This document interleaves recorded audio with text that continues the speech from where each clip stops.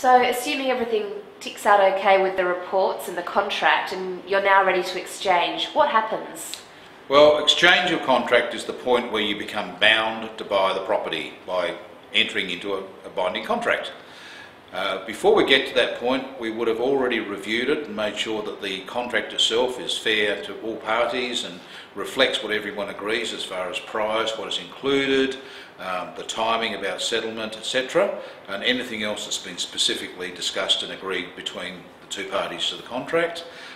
We would have also made sure that the property is okay by getting the building pest reports, strata report, and also talk to you about the finance being in place to allow you to settle generally 6 weeks after the formal exchange of contracts.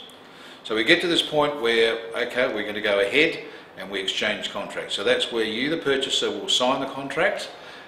You will give us the cheque for the 10% deposit, and we will then make arrangements to meet with the vendor to make sure that their contract is identical. And the process of exchange of contracts is where the copy signed by the vendor is also given to us, and then with the copy signed by you, the purchaser, is given to the vendor and dated. At that point, that's exchange of contracts.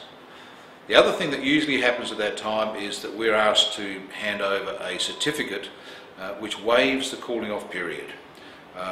We would only do this with your consent and after everything is in order.